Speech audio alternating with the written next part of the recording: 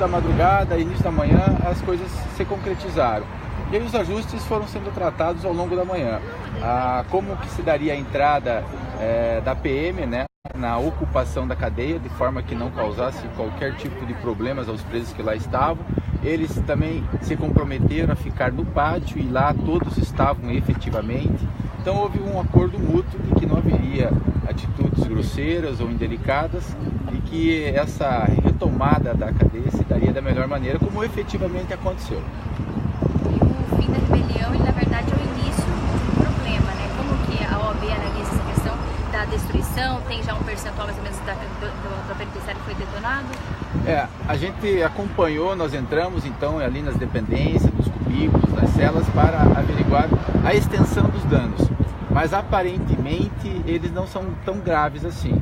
Estima-se que em aproximadamente 30 dias essa cadeia já volte aí a andar na sua normalidade, estar na sua normalidade. Então digamos assim, os prejuízos não são tão grandes como a gente imaginava, né?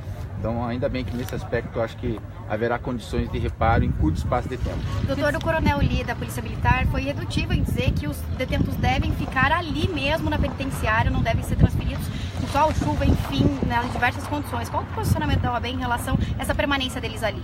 Não me parece que posturas irredutíveis ou inflexíveis devam ser adotadas nesse momento. Me parece que o bom senso nos leva a crer que serão feitas análises de determinadas situações. Então, provavelmente ocorrerão transferências. Também estão sendo disponibilizadas as tornozeleiras eletrônicas.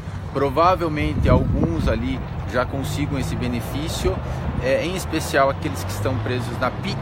E aí os que estão hoje, estariam hoje na PEC, estariam sendo alojados na PIC. Então haverão alguns processos, algumas remoções. O que a gente pode atestar nesse momento é que transferência tem que ser primeiro analisada a situação do presídio e como é que isso vai acontecer. Mas não que isso não vá e que não tenha condições de ser feito.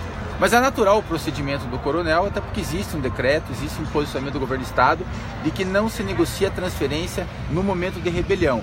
Então é um procedimento, me parece correto, do coronel, mas na prática talvez algumas transferências ocorram. Na negociação surgia a informação de que eles pediam também o afastamento de diretores da unidade. Vocês mesmos da OAB se posicionaram dizendo que isso ia ser apurado depois. Isso vai acontecer?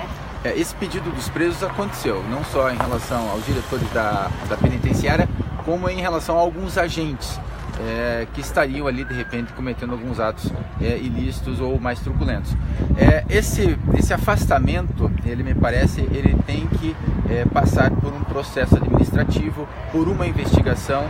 Não seria de bom tom simplesmente afastar esses diretores, esses agentes, sem uma análise com mais calma ao longo agora dos dias. Mas sem dúvida me parece isso ser algo de suma importância, porque talvez o grande motivo dessa rebelião tenha sido eventuais atos grotescos praticados aí por alguns agentes. A gente sabe que o contingente aí são de quase 100 agentes que ali trabalham, e a gente conhece, a maioria deles são pessoas boníssimas, mas infelizmente temos relatos de que alguns desses agentes estariam utilizando do poder de forma equivocada. O grupo de negociação era formado por quem? São várias pessoas. Então você tem o trabalho do BOP, né? O senhor Guilherme, o senhor Cleverson, o próprio pessoal da Secretaria de Segurança Pública, o senhor Cesiano. A resolução desse problema sem maiores transtornos. A gente sabe da dificuldade, a gente sabe dos problemas, são momentos tensos, mas graças a Deus a gente está aí conseguindo retomar a cadeia, e a princípio, né, até o momento em que nós saímos dali, apenas aquela única morte confirmada. Esperamos que assim se mantenha esse quadro. Uma única morte? Uma única morte. Não há nenhum outro corpo encontrado nesse momento. Veja que o trabalho de análise ele está ainda acontecendo. Nem todas as galerias foram averiguadas, tem a parte de cima, o teto, né, a caixa d'água. Então carece ainda de uma análise com mais calma e profundidade. Mas das informações preliminares do que nós acompanhamos, apenas um morto. Doutor? Ainda em relação ao que surgiu ao longo da negociação, muitas pessoas vieram aqui e falaram que realmente o Estado seria responsável por conta de já saber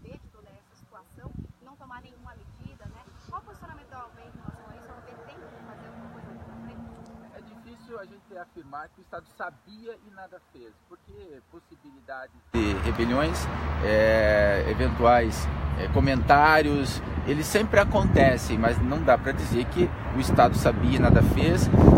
Nós havíamos recebido algumas informações, tomamos algumas medidas, fizemos algumas reuniões, né? Mas claro que não se imagina que isso vai redundar numa rebelião deste porte.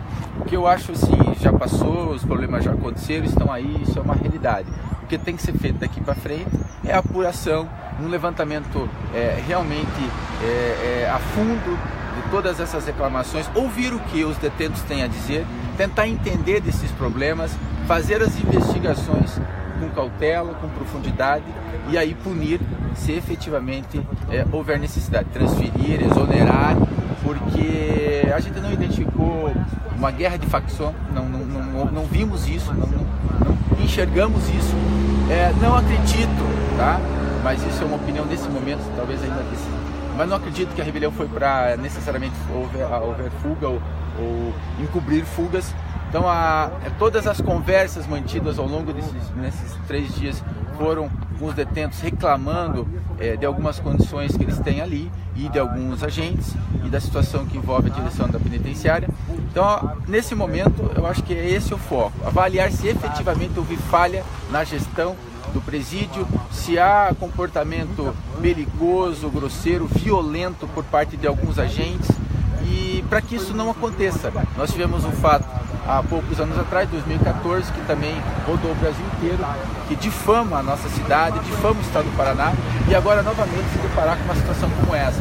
Então, para que a gente não tenha daqui 2, 3 anos um novo evento como esse que nós acompanhamos nesse final de semana, tenso para todo mundo, que causa uma imagem negativa para a nossa região. Doutor, confirma um advogado teria citado que houve centenas de fugas, procede? Não procede. A gente sabe que houve algumas fugas, tá? Algumas tentativas e não acredito aí que tenha ocorrido mais que 2 ou 3 presos ali tenham obtido isso. Não acredito. Do que nós acompanhamos, a PM e o pessoal da Polícia Civil, eles estavam atentos, houve um acompanhamento e não temos inclusive relatos de pessoas que tenham saído do presídio, tentado a fuga, ok, mas foram recuperados. Agora, para se ter uma certeza, é só com a recontagem dos presos. Aí nós vamos saber se houve mais fugas ou não. Obrigado. Esse é o Dr. Charles, presidente da OAB de Cascavel, né? E ele falou pra gente que a questão de fuga não está confirmada. Então, teria citado para nós seria centenas, né? Mas não procede. Ailton Santo, hoje New Jornal O Paraná. Não saiu ainda a lista dos presos que foram transferidos, dos que permanecem aqui na penitenciária e nem mais que foram feridos. A gente volta com mais informações, mais detalhes, que a gente conta como foi a negociação do fim da rebelião e do próprio durante o nosso show. Agora eu volto com vocês, Imaginei. Isso não foi relatado. Apesar que outros presos, a polícia ela não tem a devida qualidade, se há esse tipo de problema, e notificar a empresa que presta esse tipo de serviço. Familiares aqui faz a movimentação aqui na frente da rodovia, na frente da entrada que vai dar acesso à penitenciária, né? E estamos aguardando o desdobramento e traremos mais informações em breve para vocês.